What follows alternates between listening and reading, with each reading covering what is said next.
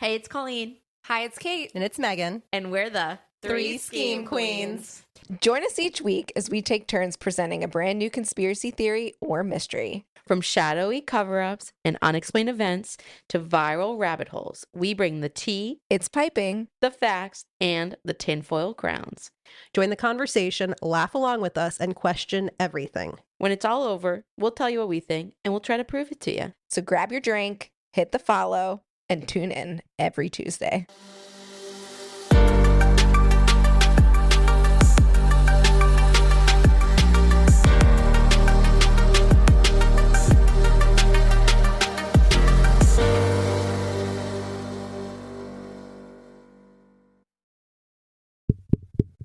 Is this thing on? Hello. Hi, welcome. The Three Scheme Queens are back together. 1, 2, 3. Un, dos, tres. 1, 2, 3. Have you guys been following the Nancy Guthrie story? Oh my God, yeah. I have.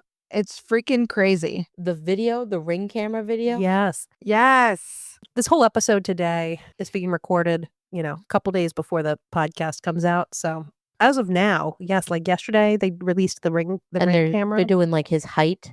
I think it's the brother-in-law. Yeah, but here's what I understand is if you look at the ring camera, like the guy showed up and he was all prepared, but like seemed surprised by the ring camera. And then he went to like cover it up. And I feel like if it was her family, they would have known there was a ring camera. Maybe it's a hitman hired by the family. Well, here's the theory, guys. There is a connection between Epstein and Nancy Guthrie. What? I feel like there's a connection between Epstein and everything. Yeah. Savannah Guthrie did a series of interviews with Epstein victims in 2019.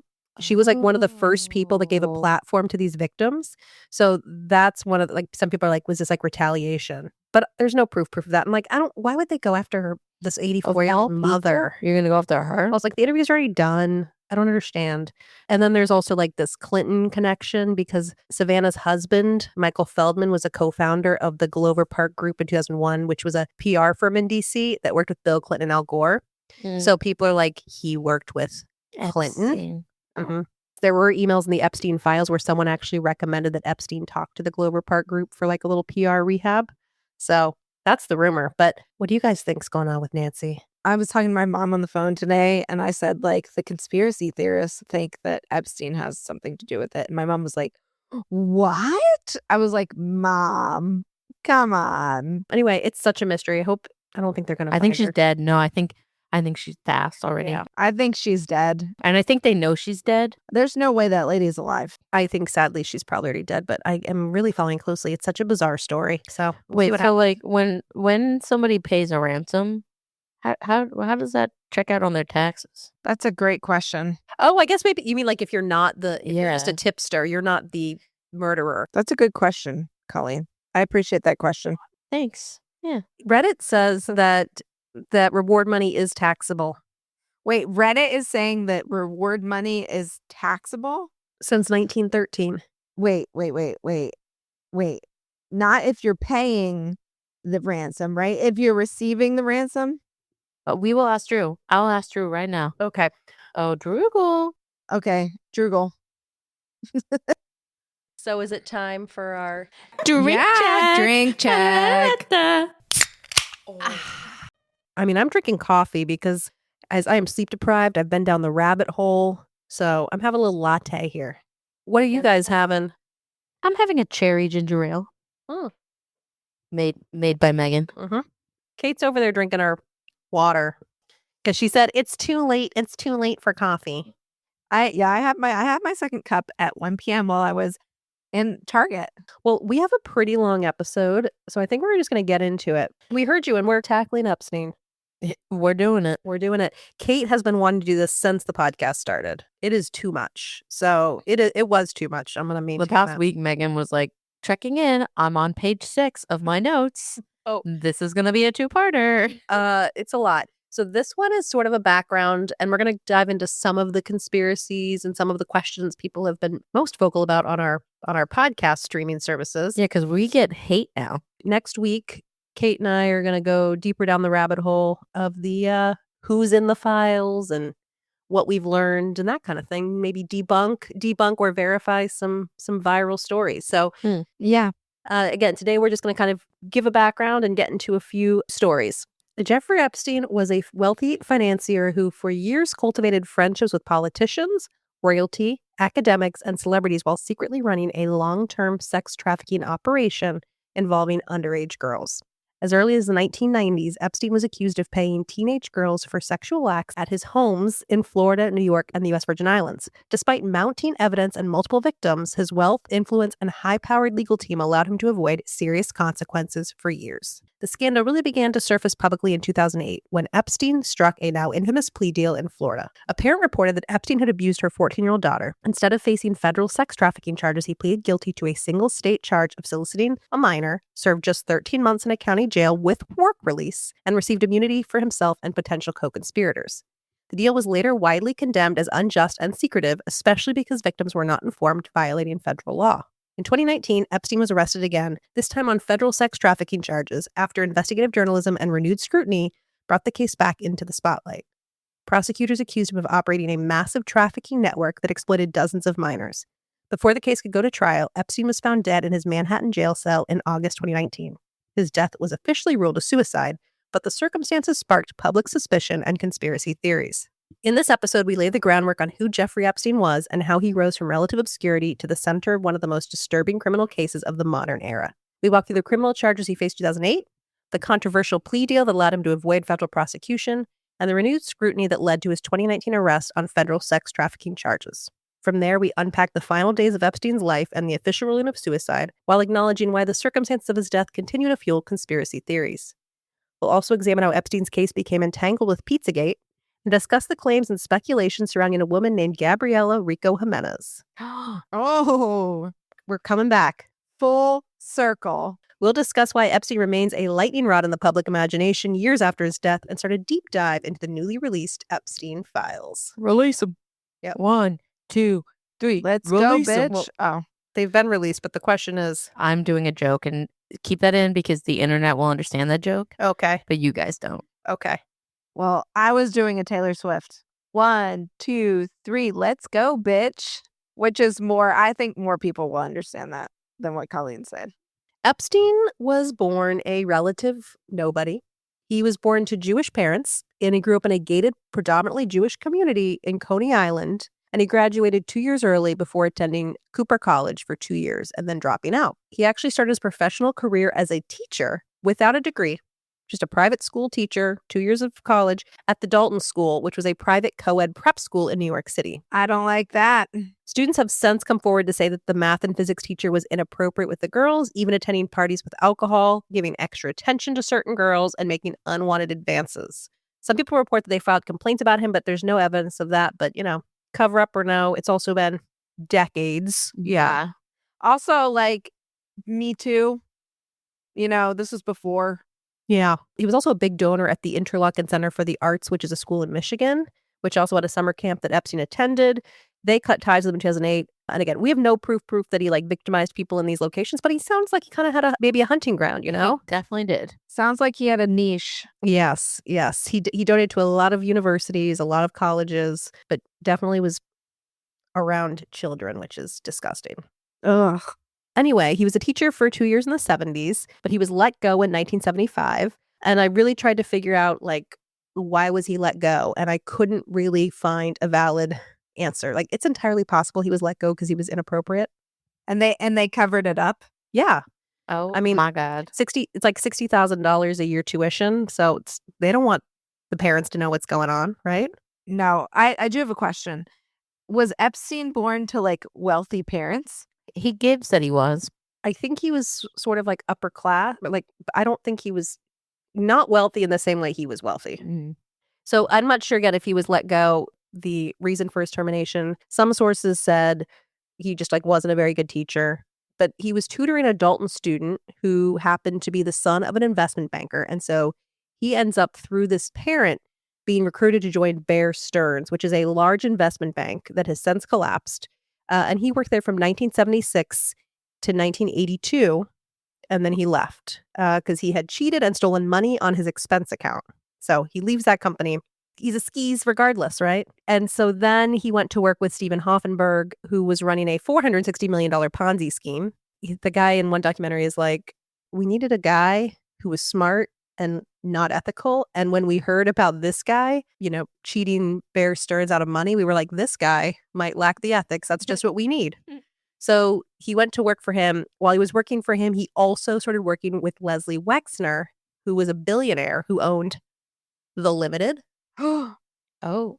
Abercrombie and Fitch, What? Oh. Victoria's Secret, Oh. Shut up. all of our childhood memories. We're going to talk a whole lot more about Wexner next week. How did this guy who was a school teacher end up with so much money? He had very limited finance experience. He's just tutoring this kid in math. And suddenly he's like got this financial job and he's got all this money. And where did that money come from? I mean, he definitely was getting paid a lot of money from Wexner. He was getting paid from a lot of the money he's making from some of these billionaires is way more than the value of the work. So which leads to a lot of questions about like, did he know things about people? Was he in relationships with people? We're going to dig kind of deeper into that. But how he came to be as rich as he is now is really kind of foggy, and we have a lot of theories that we'll talk about next week. But again, we know the 80s is like really when he started to acquire his wealth, and that was when he was working for Leslie Wexner. It was in the late 80s, early 90s that he met Ghislaine Maxwell, a socialite who he dated on and off.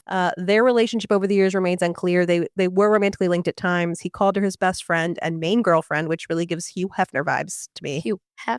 I'm sure neither one of you guys watched The Girls Next Door, right? No. Hugh Hefner had like a main girlfriend, and then he had like his other girlfriends. Good for him. Yeah, he's a skis. He's a skis. There are allegations out there that he wasn't very nice to her, but she really sought his approval. She may have had like some daddy issues, which we'll talk about following the death of her father. But she lived with Epstein and she ran his household, supervised his staff. Oh, wait. She was just in the news. She's all over the news. She's all over the news. I remember reading her. Yeah, she's the one who went to jail for being like his madam. Yeah. And right now she's trying to, we're getting ahead of ourselves because she's trying to negotiate. Because she's still alive. If he wants the names. Yeah, but she's on 24 hours. She's got a camera in her cell, 24 hours supervision. And she's saying, if you want the names, I want to be pardoned. So that's happening. Also, the Clintons are testifying later this month. I bet she doesn't have the names. She knows everything that's happened. Getting into his first arrest. In 2005, the parents of a 14-year-old girl told police that Epstein, then in his early 50s, had molested their daughter in his Palm Beach, Florida home. Now, Epstein was sort of on police radar. A few years prior, neighbors reported to the police they were concerned that there was like a lot of young women coming and going from this Palm Beach mansion. But the police did a drive-by. They said they went in, there were only adults present, and nobody was there against their will, so that was kind of the end of it. But then in 2005 again, this teenage girl's stepmom found her with cash and asked her where she got it, and she said that this rich guy had paid them for massages. So the deal was, oh no, he was recruited out of these high schools. These friends would come, he'd get these young girls to come, then they'd say, well, we'll pay you $200 for a massage. He receives? Yes. Oh. So it starts as a massage that he is being given by these kids. No. Then he turns over and is like, let's do this. And a lot of them did it because they felt like this was a rich man of power and they're in their house. And then a couple of them would say, no, I don't want to do that. And then he'd say, well, if you bring me someone who will do it, I'll give you $200 and I'll give that person $200. Oh my gosh. So then these high schoolers would come back with their friends. So he had these victims trafficking other children. So people in the schools knew. They said there was like 6 high schools he was recruiting from. And so at one of these schools, these 2 girls get in a fight and they break up the fight and this girl's got hundreds of dollars on her. And they're like, what's the story? And so this girl comes out and says, this rich man paid me for massages. And that's how Epstein first comes under kind of like criminal investigation. Oh no. Oh no. It's disgusting. A search warrant was issued, but we think he was tipped off. He had given all of his electronics to his lawyer. So most of the house was kind of cleaned out. But what they did find were numerous photographs and sexually suggestive images of girls displayed throughout the house. The investigation revealed that Epstein may have been assembling a network of underage girls to coerce into sex, as well as trafficking minor girls for sex parties at his homes in Manhattan, New Mexico, and the Caribbean. Oh no. The investigation revealed at least 36 underage victims as young as 14. And again, most of these encounters started as massages, and they dated back to 2002. So he was facing life in prison, but he struck a plea deal. Again, they have 36 known victims as young as 14. Okay, remember that. Oh my God. He only pleads guilty to 2 counts of prostitution. Mm-hmm. And in exchange, Epstein and 4 of his accomplices would face immunity from all federal charges, and the FBI would stop their investigation into victims and other potential victims. They also kept the deal sealed until after a judge approved it, which is illegal because victims have the right to speak out against a deal in court, right? So the fact that none of his I victims... didn't know that. Yeah, if you're going to make a plea deal, the victims have to know so they can come and they can stand in front of the judge and say, like, this is why we disagree with this plea deal. But nobody told them. Wow. The But U.S. they knew the names of the victims. Yeah, they had 36 victims. That's They were prepared. Crazy. So the U.S. attorney for Southern Florida negotiated the deal, and that man is now Secretary of Labor. So again, goes into what did he get for making this sweet deal. Right. Epstein ended up receiving an 18-month prison sentence during which he was able to go on work release to his office for 12 hours a day, 6 days a week. Oh, no. Work release? Yes. So he would just go to the office and women were in the office. No. You know, it didn't matter. And then he'd go back to jail. In his jail cell, he was held in the county jail. This is all part of the agreement. No. So he was kept in his own private wing. His cell door remained open. He had his own TV room. He had a special menu. No. That doesn't sound like a very difficult prison term, does it? I'm sorry. No. It sounds like he's just like has his own private guards that are guarding him. He's not under arrest. Also, yeah, just come back and sleep here and then go live your life during the day. Yeah. So after 13 months, he was released on house arrest. But we know there is so much documentation that he was violating his probation. So he was even traveling to his private island, Little St. James, Epstein Island, which is a 75-acre private island, about a 10-minute boat ride from St. Thomas. There was this PI in the Netflix doc who said his whole job was to just like follow him. And he submitted 66 incidences of violation of his house arrest. It was over 11 pages. He gave this to his parole officer. Nothing happened. They said, "What would you like us to do about it?" Oh, my God. What did they have? What did Epstein have on them? That's what I want to know. Because how? Yeah, how did any of this happen? And then you just think about everything that happened since and how none of it would have happened if like this had just been treated appropriately. Yeah, but Me what? Too, I think Exactly. this was pre-Me Too, right? Me Too was like 2012. Yes. This is definitely pre-Me Too. Hopefully this would not have happened now. But yeah, it just is like, this is disgusting that this is how it was handled. And then people talk about how they're like, you know, he's like traveling to his island. They're like, well, if he can be back in 24 hours, he can travel. Oh, So I'm like, my this doesn't God. sound like I mean, I guess that's still his house, but it doesn't sound like house That arrest. can't be right. So that was the first time. And I think what's important here is that all these people that are coming up in the files, they have previously spoken out and been like, we ended our relationship once we found out what a predator he was, right? So I think anyone who corresponded with him after 2008, after this happened, had to know what kind of person he was. 100%. And most of these people did. So that's, I think, where it gets really disgusting. It's not even like I had no idea that this guy was such a creep. That's icky. It's like you 100% did. So once his punishment was over, he went to New York City and he threw a big dinner party. So we had at this party Prince Andrew, Katie Couric, who was working for ABC News at the time, George Stephanopoulos, who was former Clinton administration operative and the anchor of ABC's Good Morning America, Charlie Rose, the veteran PBS and CBS interviewer. His career ended due to scandal. Ooh. Chelsea Handler. The comedian? Yes, I do want to just say that Chelsea Handler, like right after this happened, she came out in the press. I found some old interviews where And was she's like, talking "I'm about, she was like, I went to the weirdest party ever at this guy Epstein's house. I didn't know who he was. And I got there and Woody Allen was there. And she left. So she said she came with Katie Couric, and then she was so inappropriate that Katie Couric was like, we just have to go. But I feel like the fact that Chelsea Handler came out and was like, guys, I went to the weirdest dinner party makes me think she probably was like, what the fuck is happening? And is no part of all this. Yeah. But yes, Woody Allen and his wife/daughter, Soon-Yi, were there.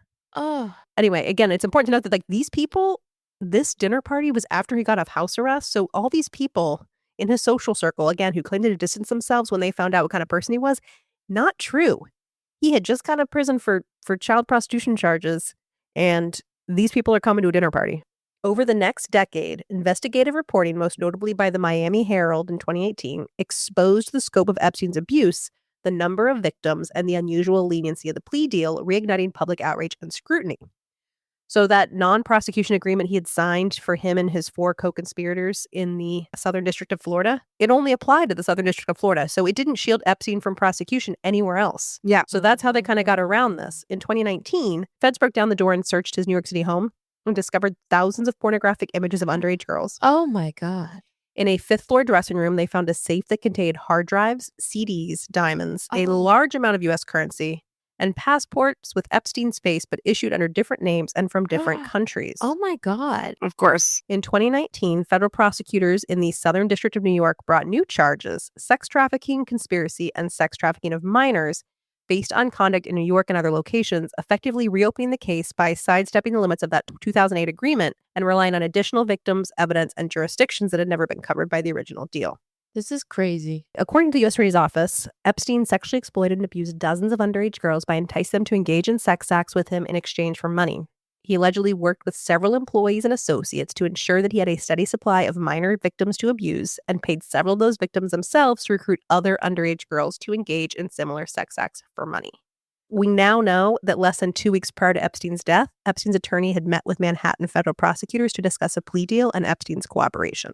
Yeah. How did he get rich? Yeah. That's kind of a mystery.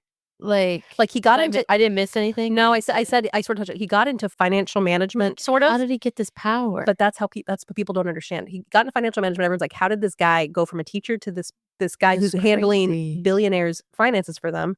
And then people are in trouble because they're like, you paid this guy, $200 million for financial assistance, but that was not $200 million worth of work, which has people... We're going to get deeper into... thinking he was trafficking, was he blackmailing them? Was he in inappropriate relationships with them? Was he getting paid for providing women to them? There's a lot of different theories out there, and we're going to, I think, get into some of those next week as we dive into the files. This is why people have been calling for these files, Colleen, because it's the biggest, it's disgusting. Well, I know, but I didn't understand how. I thought he did something to get famous and then got into it. But you're telling me he's been into it his whole life. He probably just, as he gained money, gained better the power to do terrifying. This. Yeah. I feel like the way he gained money had something to do with all of this. Yeah. It doesn't make sense. He was either blackmailing people into paying him because he knew their secrets or something. It wasn't, he was selling child porn on the down low. Something was going on. So talking about Epstein's death, though, Epstein was found unresponsive in his jail cell at 6:30 a.m. during breakfast tray delivery on August 10th and was rushed to New York Downtown Hospital, where he was pronounced dead at 6:39 a.m. He was found in a kneeling position with a sheet tied around his neck and the other end tied up to the top bunk. Time of death was believed to have been around 4:30 a.m. His brother ended up claiming the body and burying it in an unmarked grave next to his parents. And he removed the marker on his parents' grave as well to prevent vandalism. So his brother has spoken out against his brother's crimes, but he also believes that based on his identification of the body and experts that he hired to kind of redo the autopsy, he believes his brother was murdered. Mm-hmm. In general, several different polls from 2025 indicate that only 15 to 25% of Americans actually believe he died by suicide. Yeah. He definitely did not. He definitely didn't die of suicide. The autopsy on August 11th ruled the cause of death suicide by asphyxiation with the bed sheet. But how do we know someone didn't strangle him and stage the scene?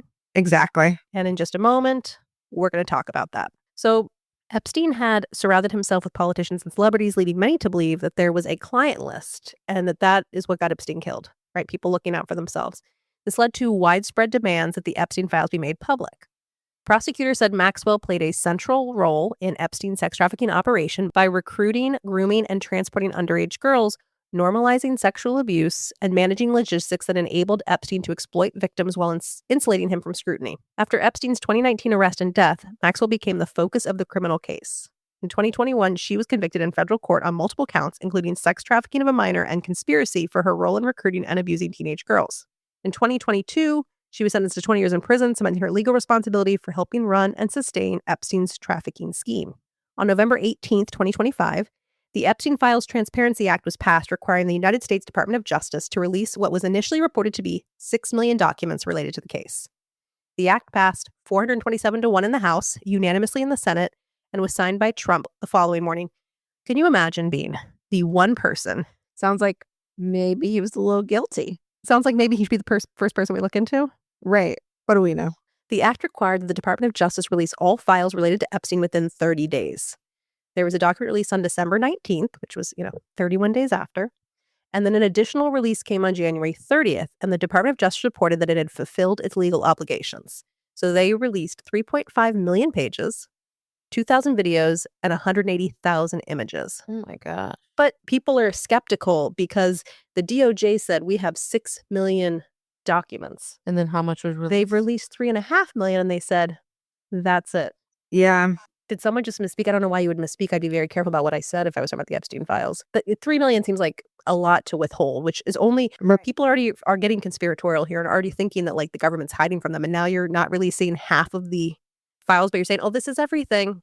And then where's the checks and balances? How do we critique how much they released? Well, and I think Like, do they have to revote? it's not that they're like, we've only released 50% and that's all we're going to release. It's that they're like, this is everything, but no one believes it's everything. No. And then I think the way they released it, it is very hard to Understand. to get through. So it's like they're certainly not making it easy for anybody to. It's not all about transparency. So again, these 3.5 million pages consisted of email chains, text messages, news articles, internal investigative reports, and other material tied to Mr. Epstein. The Attorney General reported they had redacted all images of women except for Ghislaine Maxwell, saying, quote, in addition to the documentary redactions, which includes personal identifying information, victim information, and other privileges, there is extensive redaction of images and videos to protect victims. We redacted every woman depicted in any image or video with the exception of Ms. Maxwell. We did not redact images of any men unless it was impossible to redact the woman without also redacting the men. So this is what they say, right? But in fact, they failed to redact multiple names of victims, including several who had never been publicly identified before, and appeared to have redacted names and images of predators that shouldn't have been redacted. So the victims came out and they were like, we're not really happy with this redaction.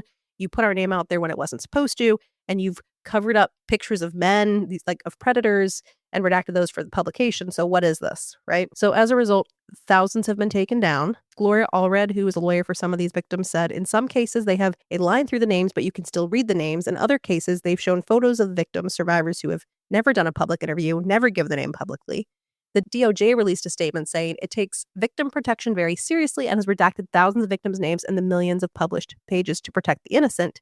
To date, 0.1% of the released pages had been found to have unredacted information that could identify victims. But 0.1% out of 3.5 million, that is still thousands of pages. Yeah, they're kind of under fire about all this. Yeah, that's crazy. Members of Congress were permitted to view the unredacted documents. So you guys might have seen some of this in the news. So that, yeah, it's like in a room and anyone can go. So actually some representative on Reddit last night posted like, I'm going to view, tell me what to focus on, guys. And they're asking like the Redditors. Oh, that's kind of crazy. But these people get to go into a room and they get to just view without their cameras or their phones or anything, the unredacted documents. Any like rep or senator? Any member of Congress. So these two representatives said they spent 2 hours in there and they had already identified at least 6 men who have been redacted that are likely incriminated by their inclusion in these files.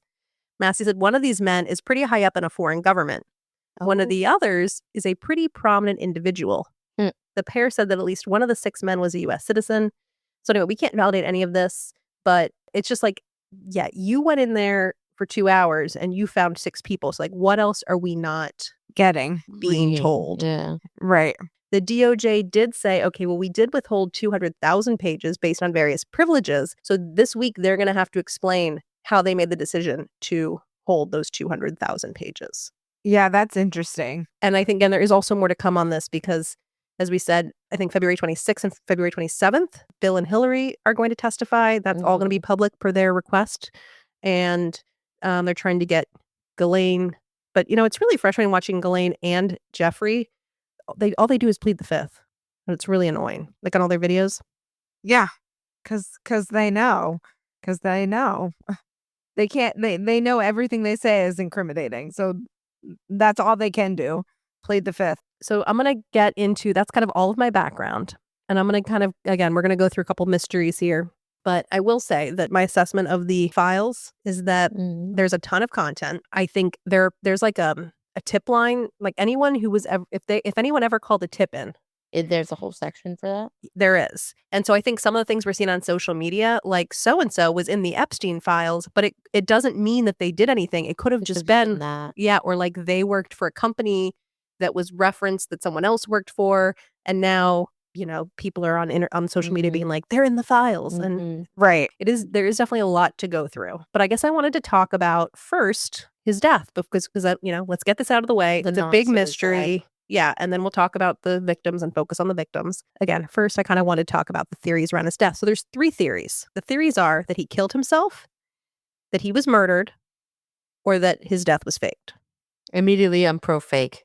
Well, Of course you are. I don't think that he was faked. Of note, because again, the party line is he committed suicide, right?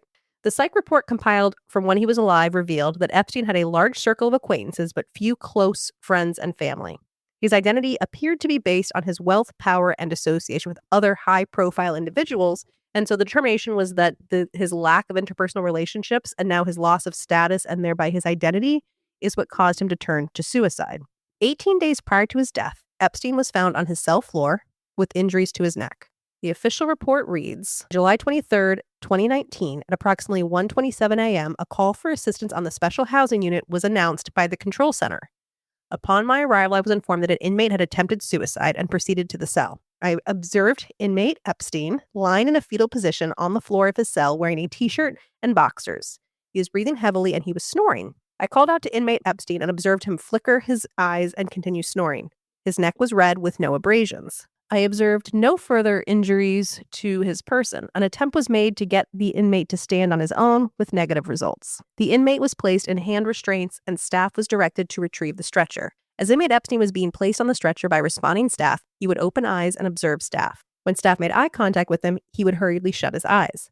The inmate was taken to HA unit, dressed in the suicide smock, and placed on suicide watch. Upon the arrival of medical staff, inmate Epstein was examined and treated. He had erythema at the base of the neck, one section on the front with marks of friction, and a small erythema on his left knee. The report listed this as a suicide attempt. Records indicate that he told them he had been attacked by his cellmate, an ex-cop who was awaiting trial on 4 murders. He sat upon the bed and began telling me that he thinks his bunkie tried to kill him, but then later retracted that statement and said he couldn't remember what happened. So he ended up being placed on suicide watch for 31 hours, but he did not exhibit any disturbing behavior and was returned back to the SHU. So the question is, this episode 18 days prior, was this his first failed suicide attempt? Or was this someone's first attempt at murder, right? Right. Similarly, we have no video evidence of what went down, and his cellmate has denied any involvement, which is very much like his actual death, right? The cellmate claims that Epstein had offered him money to kill him and left a suicide note, but we have no evidence of any of that in any of his prison records. That's just a story. So this this story definitely happened. But the question is, it's unclear whether he had tried to kill himself or because he claimed my cellmate tried to kill me. And then he said, just kidding, that didn't happen. Right. I don't remember what happened. I mean, if he was being asphyxiated, I actually don't think he would remember what happens.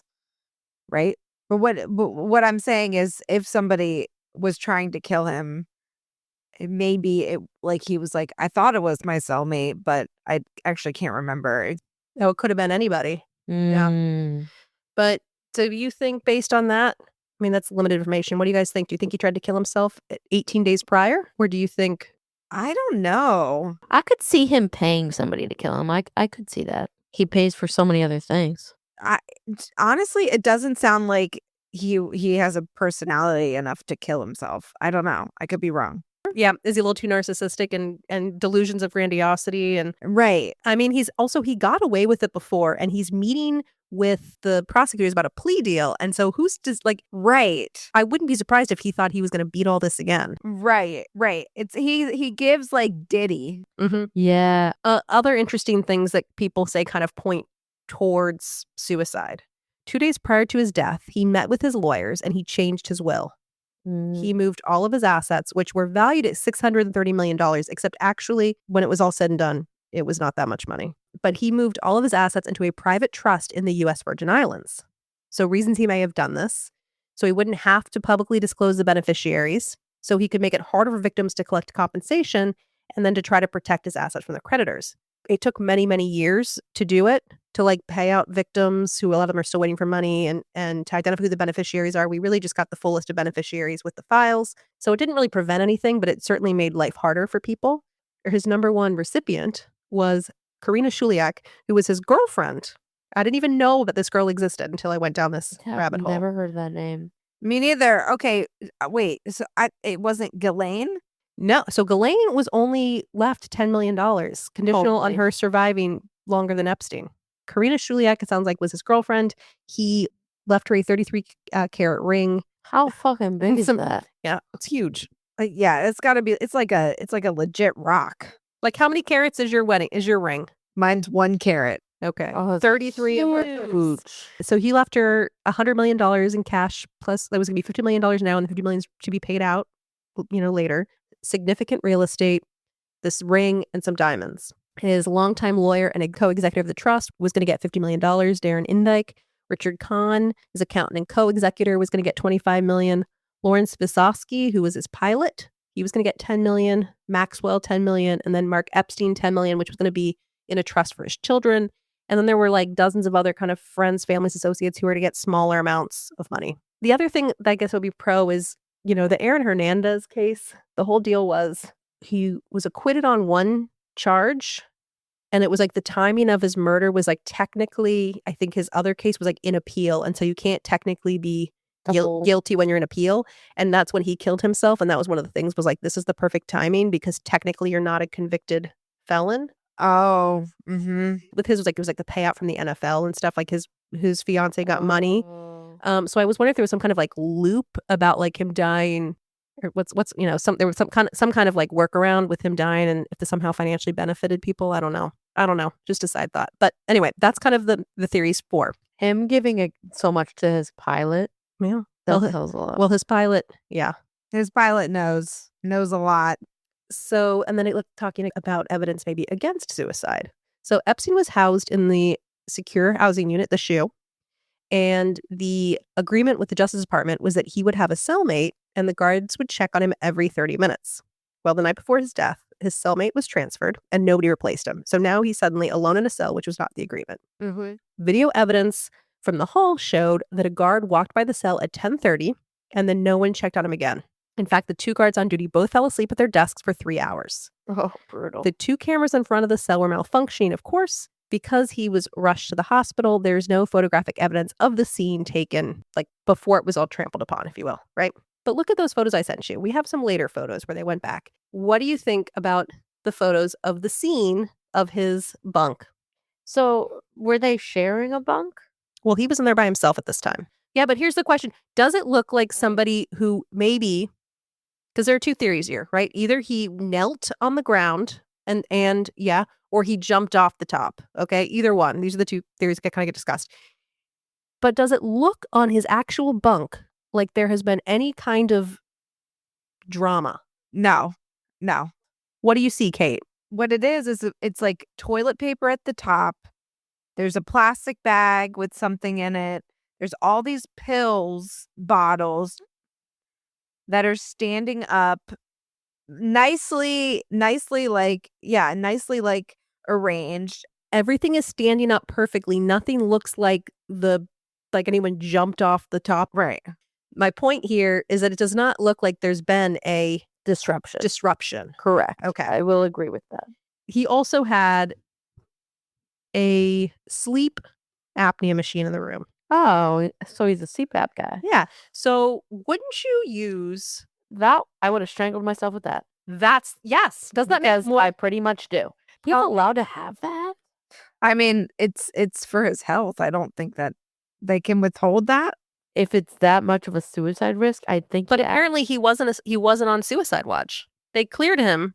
Now you guys can scroll down to the actual photos of his neck, okay? It's weird. So let me tell you about that. He had fractures of the hyoid bone and thyroid cartilage, which is known to be when you strangulation more common with strangulation, like with a hand. Yes, right. Well, I don't think hand though, but hold on. Like a wire. Yep. So multiple forensic pathologists publicly stated the injuries were more consistent with strangulation than a typical hanging. So again, the jail setting would involve like a low height suspension. So maybe he tied it around his neck and he leaned forward, which also I feel like that requires a lot of. I would give, as I started to black out, I would just sit up. You know what I mean? Mm-hmm. Instinctually. Yeah. Right. Looking at the pictures of his neck with his strangulation marks, what does that look like to you? It looks like somebody pulled from behind. Yeah. And why do you say that? It's low. And it's angled. Because it's right across, it's low and it's right across like the middle of his neck. But also, honestly, I don't know if a t-shirt would actually make that mark. Yes, these are the 2 issues. First of all, it looks more like maybe a lace or a garrote, if you will, which struck that in John Bonet. Okay, so the it definitely looks more like maybe a wire or even a shoelace. Okay, it doesn't look like a big t-shirt. And then Kate, you point out something else, that it looks very not angled. Oh. Because wouldn't you expect if he tied himself It to would be angled. Yeah, that's what I mean. Yes, it should have gone across the front and then up kind of behind his ears if this was a hanging death. Let me tell you this. Yes, and let me tell you. Everything is way too clean. Oh, the guards just fell asleep. Yeah, of course they did.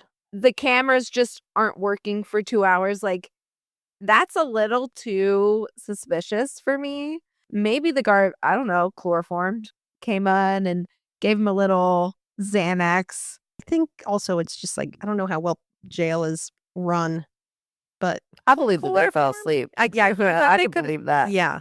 So files released in the dump include an FBI log of security camera review, and it includes a notation that at 10:39, a quote, flash of orange looks to be going up the L tier stairs, could possibly be an inmate escorted up to that tier. Oh my gosh. The investigator general log of the same time says a flash of orange can be seen going up the stairs of the L upper tier. Inmates are currently on lockdown. It is possible someone is carrying inmate bedding or linen up the stairs.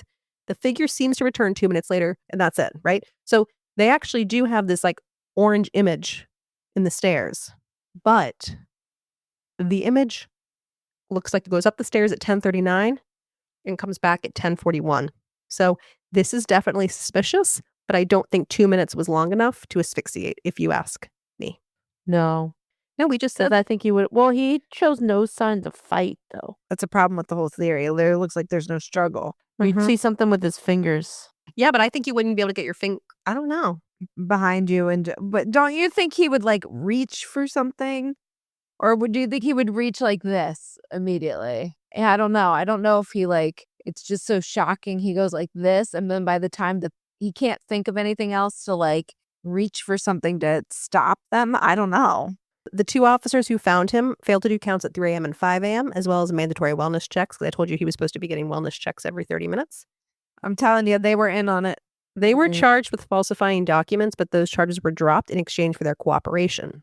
So in this document drop, there is a transcript of their version of events. The officer who found him claimed that he ripped Epstein down from the hanging position, saying, "I don't recall taking the noose off. I really don't. I don't recall taking the thing from around his neck." The other officer claims that she remained at the cell door and saw her coworker lower Epstein to the floor, but that she never saw the noose. And we still have never identified the noose. Like in those pictures I sent you, there's like there's some hanging, right? But no one thinks that those match. Right. They don't match. Right.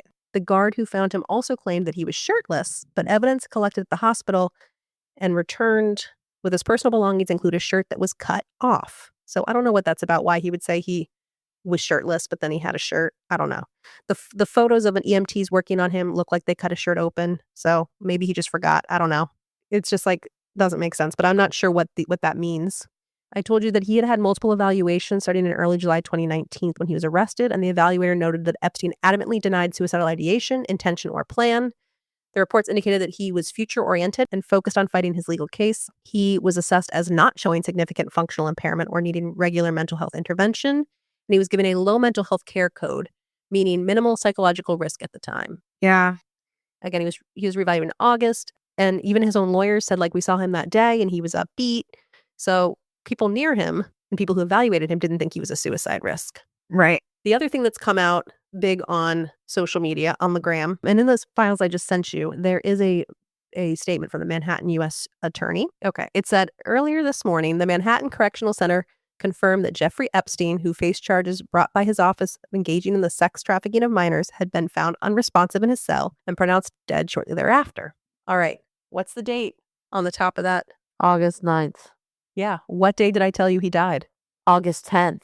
So this letter Came out before he died. the announcement of his death Came was out dated before he died. the day before he died. That's crazy. Yeah, that's suspicious. But also, could it be a mistake? Yeah, I'm thinking I misstate things all the time. I don't misstate public statements. So the people on Instagram are like, it was clearly a cover up because they had written the announcement before he even died. But I think someone just forgot to fix the date. Okay, the end of the conspiracy related to his murder is this theory that's been circulating on social media as well that he never actually died, right? And this comes from some of those people have seen those pictures I sent you, and they said he doesn't look like a dead person. He looks like he's got too much color. I also had the same thought. He doesn't look dead. He looks like he has too much color. Well, I'm trying to look at his mouth and see, like, his mouth is kind of purple. It's pretty pale. No, I think he would have been more blue. I don't think his lips would have looked like that. I don't think so. I think there are some pictures where he looks pretty well colored, but those are actually pictures from that first attack 18 days prior. I think that, like, that picture you just showed me, he looks like a typical asphyxiation, like his face, the color in there with the petechial. Yeah, he's got like petechial hemorrhage and. Well, yeah, you see petechial hemorrhage, right? But I just thought he would be more blue. I guess you can see by his ears; they're kind of blue. His lips are really. His lips look like a dead person's. No, I think this is a dead person. Well, the people who think he's alive, what they believe is that he has grown a beard and he's living in Israel. And that's that other picture that's circulating. Oh, the one that says it's fake. Yeah, because it has been debunked. I don't think that guy looks like him at all. Oh, I think it looks like him, but it's a Gemini Google image created image. Oh, that one of that man. Proven that. Yeah. Oh. Google Gemini? Yeah, the AI image generated Gemini. So this Israeli connection, I'm not going to get too deep in this because there are people who have done like entire podcasts about this. But pretty much the connection that people have between Epstein and Israel is that there have long been theories that he has ties with Mossad, which is the Israeli intelligence agency. Mm-hmm. So these theories started because of his relationship with several wealthy Israeli figures, including the former prime minister, who was seen in photographs at Epstein's house multiple times between 2013 and 2017. He also invested in several Israeli businesses, and he was on several Israeli real estate auction sites.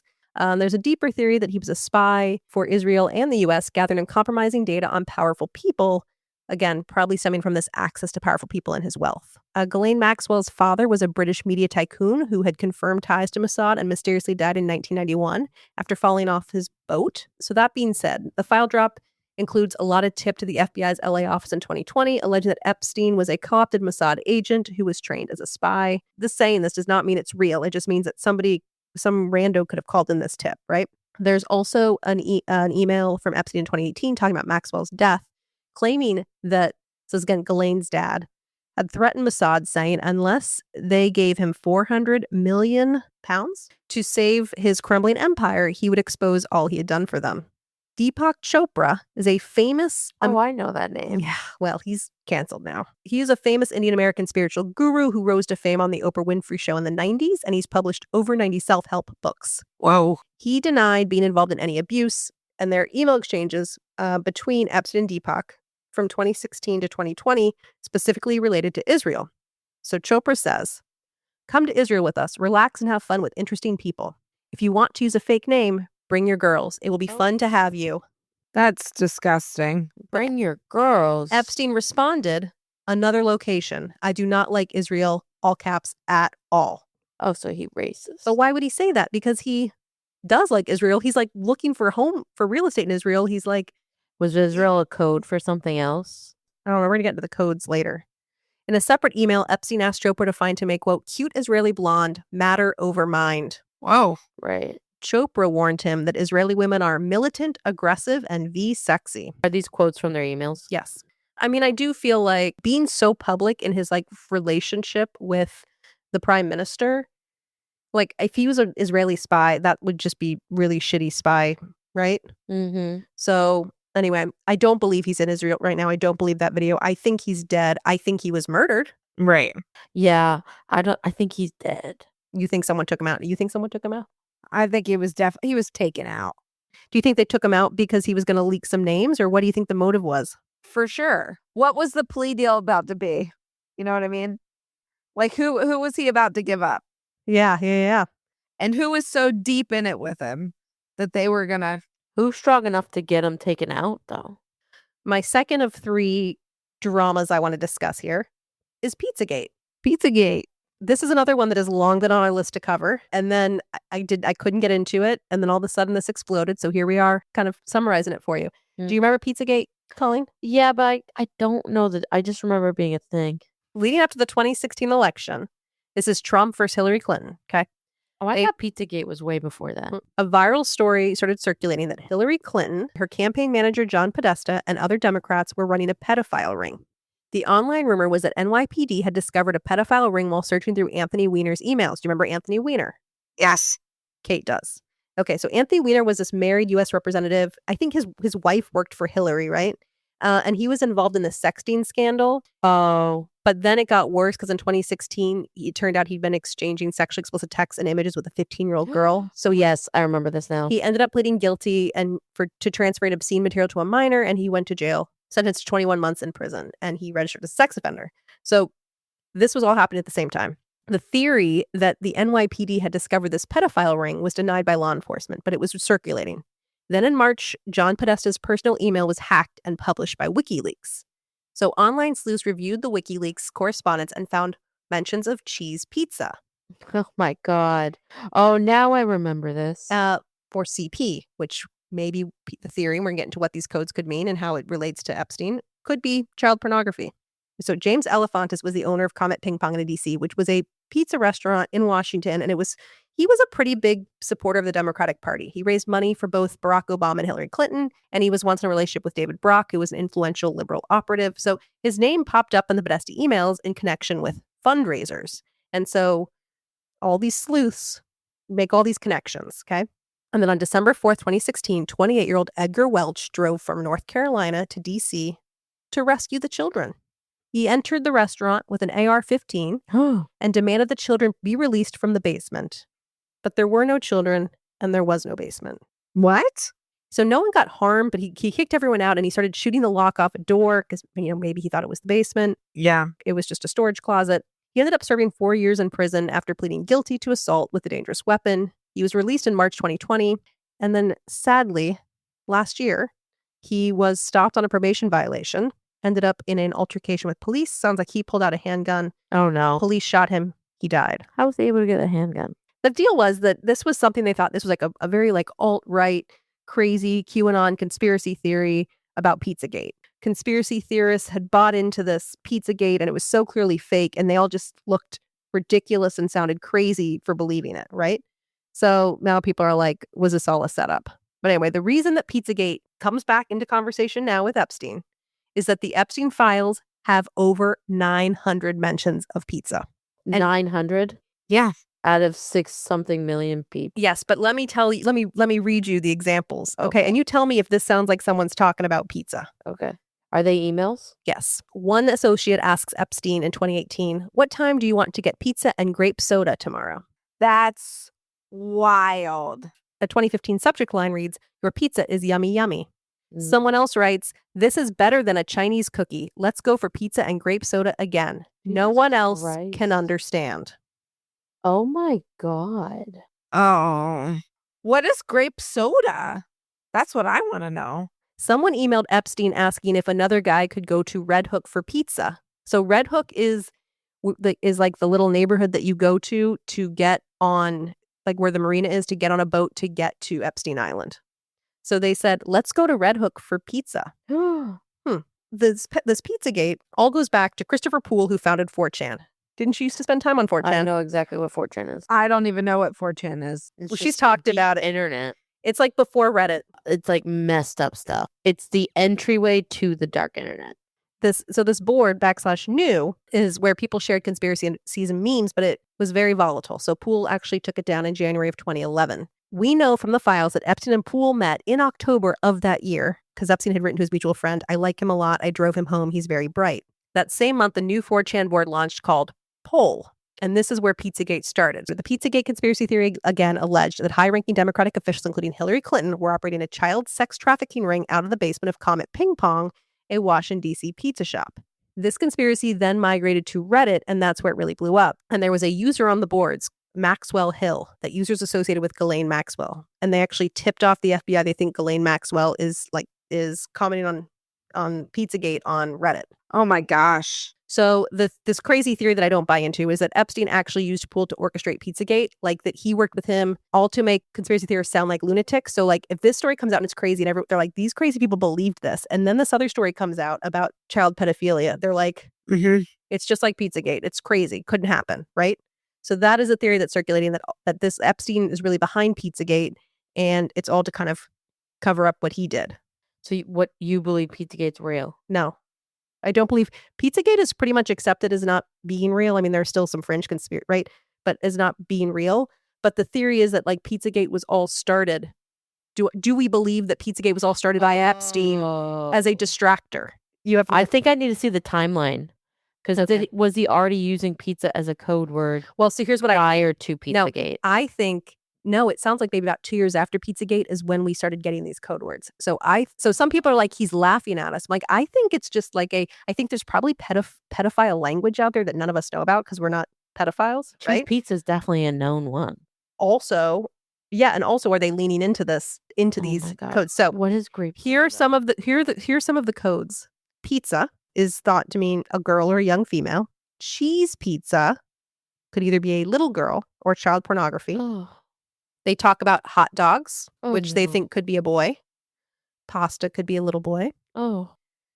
Ice cream could be a male prostitute. Oh. Walnut, a person of color. Sauce, interpreted as an orgy. Map, interpreted as semen. Grape soda, I saw theories that it could be like assault. No.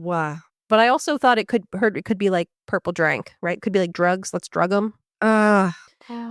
Oreo, which might be like a racial slur depiction, or coconuts could be young girls. These were all the phrases that came up. There's no overt talk of like pedophilia, but everything is just so oddly worded. So he writes, "Thanks for letting me visit Kirkland Elementary. I did not get the pistachio ice cream, but maybe next time." To which the reply was, "Sorry about the ice cream." No. Oh no. And there's an email, "Thanks for the books. The pistachio ice cream didn't make it." An alleged co-conspirator, Nadia, she helped set up transportation for his trafficking, but has been missing since last year. She wrote, "I ordered some sweet young coconuts from Thailand for you, so you don't have to drink juices from old hairy things." Oh my God. No. Someone wrote, "Was someone able to find fresh coconuts with milk?" Epstein was asking. No. "Will you be taking Oreo ice cream to Paris?" Oh. Jeffrey would like sushi and Oreo ice cream organized. Like, again, these all kind of sound like code words, right? They're 100% code words. I think my takeaway as we wrap up this conversation here about the Pizzagate is that I don't believe Pizzagate is real. I don't believe that Epstein set up Pizzagate to cover for himself, but I think he definitely was like laughing about it after the fact and was using these code words that I think maybe all pedophiles use, right? I mean, I don't know. If anyone knows, like they all freaking speak the same language. Let us know. Yeah. Of course you're speaking the same language. Yeah. And then the last thing I wanted to talk about today was Gabriela Rico Jimenez, because this is kind of we're popping off for this. Yeah, this is kind of like what a lot of people have engaged with us about. I think a lot of people were not very happy with our episode. And so as a recap, and again, you can go back and listen to that episode if you haven't listened to it. But the story is that on August 4th, 2009, a local news channel in Mexico aired footage of a tall young woman. They said she was a model. She was in front of a luxury hotel making accusations toward young, powerful people, including kidnapping, murder, and cannibalism. In the clip, she is seen being escorted away by police officers, but she was not seen or heard from after that. She said, "I was in Mexico City for a year and 4 months. All this began in mid-2001. I barely remember. They were young and powerful, and they killed them. I've been knocking on doors. What I wanted was my freedom. I want my freedom. Carlos Slim, who is a Mexican billionaire, knew about this. I want my freedom. It hurts my soul, and they took him away." Oh, it always just creeps me out when you like hear what she has to say. "They have already taken me to the police station, and there they told me that they knew nothing. They told me, who did they kill? The Queen of England? The Queen of Germany? Did they kill the princesses and Mickey Mouse? They killed a lot of people. Death to that kind of human. Go away. They ate humans. Disgusting. They ate humans. I was not aware of anything of the murders, yes, but they ate humans. Humans. They smell like human flesh." Again, you can go back and listen to the whole deep dive. But we looked into that video and we determined that Gabriela Rico Jimenez was not a famous Mexican model. There's no record of her existed. Some people have commented, like, well, wouldn't the media cover this up if the media was involved? But I feel like no one has an old magazine laying around with her picture on it, or like no one remembers seeing her Like, anyway, I still stand by, I have reviewed it and I maintain my stance on Gabriela Rico Jimenez. I think she was a poor woman Having a break. having a psychiatric break. But the reason that she has come back in is because people are making allegations that the files discuss cannibalism. That cannibal appears 52 times in the Epstein files. Cannibalism is mentioned 6 times. So that's what we're going to talk about. They're eating people. But I don't think they are. That's crazy. Have you seen anything about eating people? Have you seen the movie Flesh? Have you seen the picture? I haven't seen the picture, but I have heard of like have scrolled past reels where like, you guys, you're not gonna believe what's in the Epstein files. They're eating people, cannibalism, like just like this what you just said, top surface stuff. And I was like, oh my gosh. So really, when I talk about the links to cannibalism, like that came up in the files, again, there's only one story in the files that is even close to this, and it was a tip that was deemed to be unverified, okay? So this man left a tip, and he alleged, this is a quote, he was a victim of a type of ritualistic sacrifice in which his feet were cut with a scimitar, Right. but left no scarring. On the yacht, he witnessed babies being dismembered, their intestines removed, and individuals eating the feces from these intestines. Oh, So that's the whole story. no.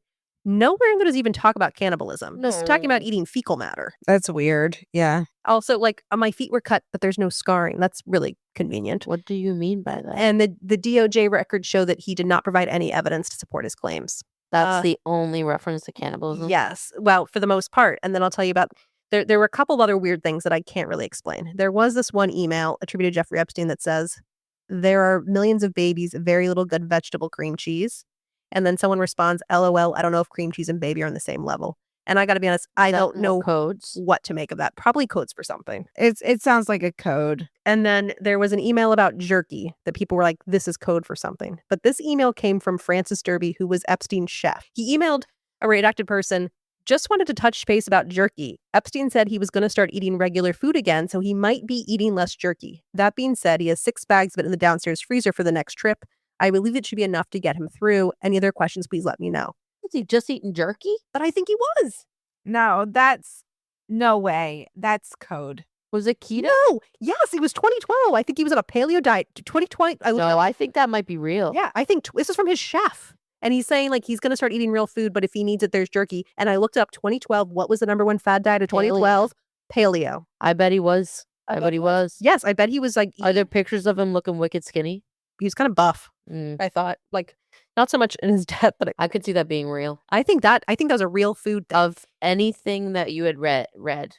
That's the only one that sounds like it could be a real food And not a discussion. code. Yeah, and it's like from his chef who probably has to make sure he's got his snacks, you He know? probably has no idea. There is a photo that has been circulating that is, it looks like a baby's leg between 2 chickens, No. like baked, like rotisserie chickens. No. Oh, yeah. And that's the other thing that's gone viral. AI. No, it's a guy, this artist came out and he's like, it's disgusting. It's revolting. But he's like, I'm like a graphic artist and I made that in like, I don't remember what exactly, don't quote me on this, like 2001, 2002 or something.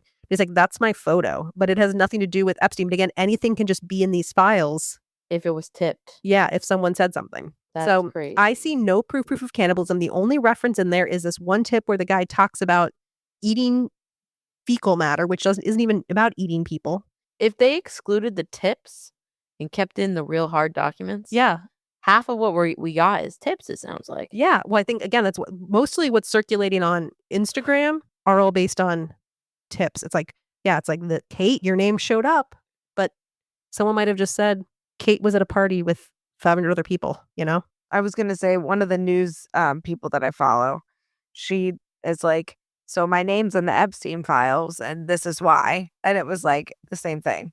Tips. Yeah. Well, like we're going to talk about this connection next week. Leon Black is a terrible human being. We'll talk about him, but he owns Apollo, which is a company which owns hundreds of companies, including Shutterfly, which owns LifeTouch. So all of a sudden people are like, LifeTouch, which is the person who takes the pictures of your children in schools. Yes. Oh my gosh. I saw that.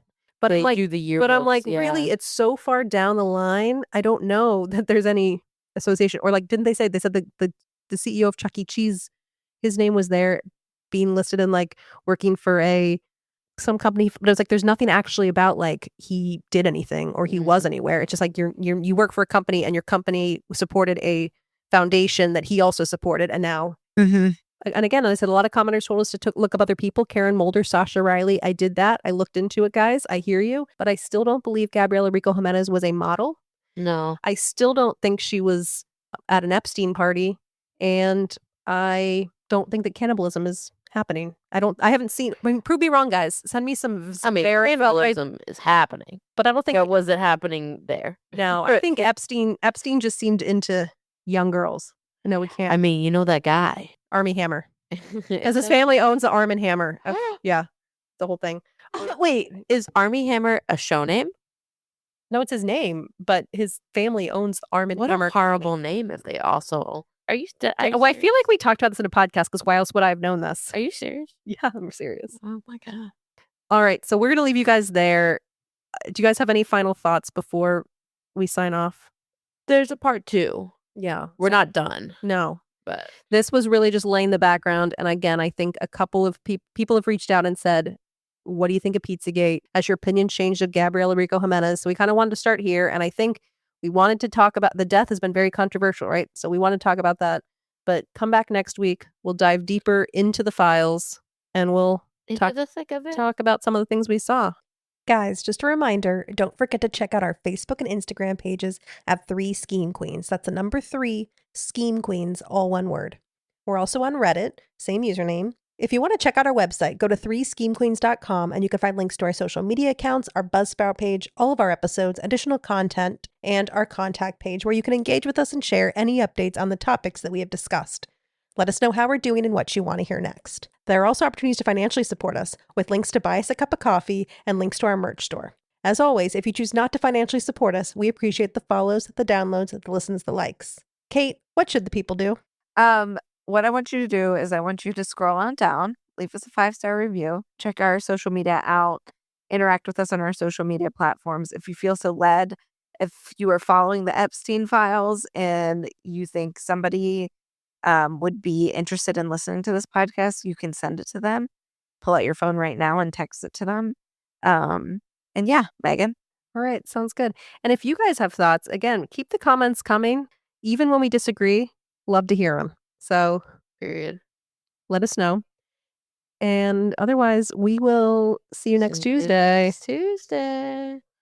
See you next Tuesday.